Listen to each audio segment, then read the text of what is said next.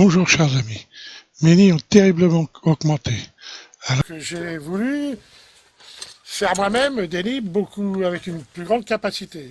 La technique est bonne, j'ai utilisé du, plâtre fort mélangé avec du sable de rivière. Et pour faire les alvéoles, j'ai utilisé de la... Pâte à modeler. Ouais, merci. Heureusement que le caméraman est là. Hein. De la pâte à modeler, donc j'ai coulé tout ça. Après, j'ai retourné, défait le coffrage, enlevé la pâte à modeler. Vous voyez, c'est pas fini. Parce que j'ai abandonné, j'ai même l'aération. J'avais même prévu la sortie des fourmis avec un tuyau en fer, de façon à ce qu'elles ne bouffent pas. Ils ont tendance à bouffer les tuyaux en plastique. Mais le problème, c'est le poids. Vous voyez, c'est énormément lourd. Donc j'ai arrêté. J'avais tout prévu. Vous voyez, j'ai même le verre découpé. Je n'ai plus qu'à mettre un petit peu de silicone. Il rentre dessus, pile, vous voyez. Donc, mes petits camarades m'ont acheté une fourmilière pour agrandir le truc. Voilà l'appareil. Alors, naturellement, c'est pas aussi grossier que... Attends, on va mettre un peu de lumière. C'est pas aussi grossier que ce que j'ai fait. Mais ce que j'ai fait n'est pas terminé. Je vais pas abandonner encore. Hein, parce que là, on va pouvoir mettre environ 30 à 40 000 fourmis là-dedans. Ouais, j'ai encore le temps de voir venir. Et il y a le taux d'humidité, la température, naturellement il y a toujours les petits trucs pour l'humidifier, hein, mettre de l'eau dans les petits récipients ici. Et puis une aire de chasse qui est assez claire, assez grande. On voit bien les fourmis, elles se baladent partout.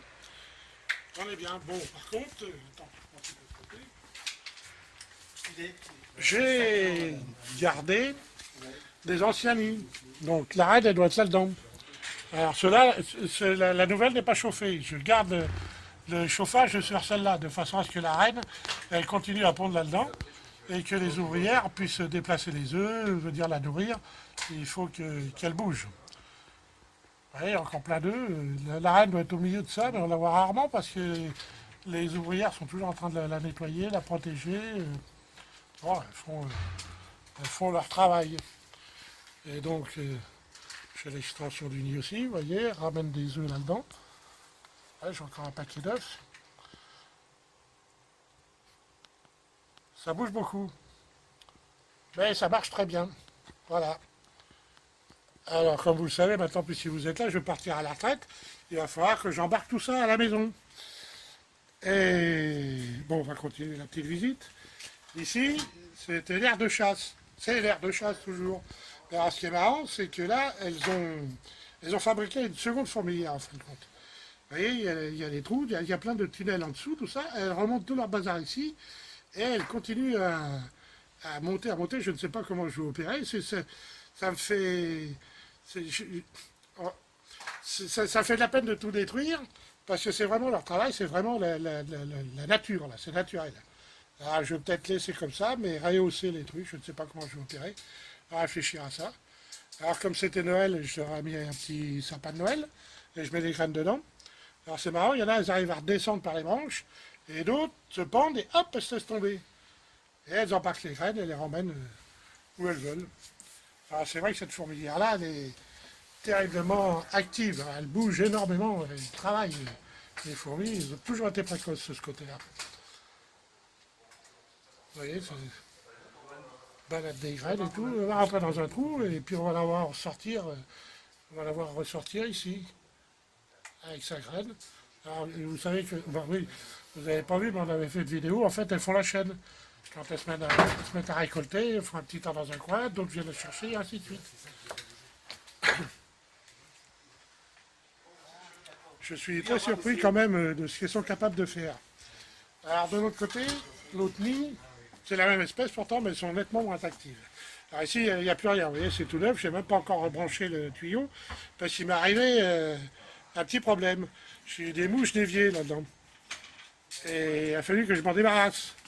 Alors, je pensais que les mouches d'évier étaient apparues là-dedans, mais je pense que c'est à partir de notre évier là-bas. Donc on a fallu faire le nettoyage partout. Et donc j'ai refait, j'attends que la sphène repousse, et après je vais rebrancher. Ah, naturellement, ce côté c'est l'africaine, hein, il y a toujours le totem et tout. Alors j'ai changé aussi le système, avant je versais de l'eau par-dessus, maintenant je la verse là-dedans, et l'eau arrive dans le fond, et elle s'écoule. Et j'en laisse un petit stock, il y a plusieurs trous, et un trou en hauteur. Quand l'eau arrive au niveau du trou en hauteur, l'eau du petit tube ne s'écoule plus et elle continue à s'écouler quand ça s'évapore. Ça fait changer de système, il faut toujours créer et avancer en même temps que les fourmis en fait. Alors, à ce côté-là, maintenant vous comprenez pourquoi j'étais obligé d'agrandir, c'est qu'elles n'ont plus assez de place dans leurs lits principaux, elles viennent squatter ici dans le rond-point.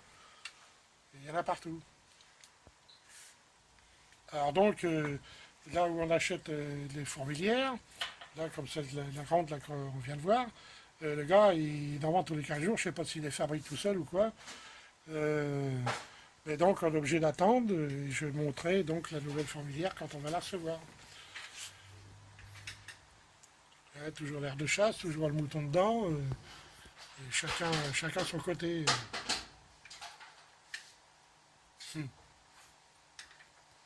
Naturellement, maintenant je suis obligé de mettre les graines là-dedans, alors il y a un peu de bazar. La reine est toujours là-dedans. Vous voyez. Elle est en retard sur l'autre, mais bon, elle arrive à rattraper petit à petit, il y a encore plein d'œufs et tout.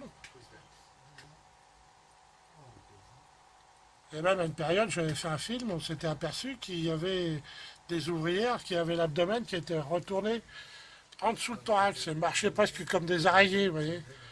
C'est pas, on dit mince, une maladie là-dedans. Et maintenant, je ne sais pas si c'est avec le nombre qu'on ne se rend plus compte qu'il y en a beaucoup, ou alors, je bafouille là, ça va plus là. Je ne sais pas si c'est à cause du nombre, mais j'ai l'impression qu'il n'y a presque plus de fourmis malades. Alors je pense qu'elles sont capables de se soigner par elles-mêmes, et doivent donc les morts tout de suite les retirer, les emmener au cimetière, et puis peut-être aussi se lécher et arriver à s'immuniser contre une maladie. Les fourmis sont redoutables. Personne ne peut s'en rendre compte tant qu'ils ne les élèvent pas. Alors, actuellement, on a toujours nos cimetières. Vous voyez, là, toujours du côté droit, là où il y a la nouvelle fourmilière. Et elles, bon, un coup elles nettoient, un coup elles enlèvent, elles en remontent dans l'air de chasse. Donc là, ici, c'est le côté chrétien, elles sont particulièrement virulentes. Elles n'arrêtent pas. Et ici, donc, on est du côté musulman. Là, elles maintiennent toujours leur petit truc, vous voyez, elles ramènent toujours leur cochonnerie ici, les morts ici, donc dans le cimetière musulman. Elles se maintiennent toujours, elles ne sont pas comme les autres qui ont sa mentalité. Il y a les courageuses. Puis d'autres qui sont plus gnangnans. Au revoir.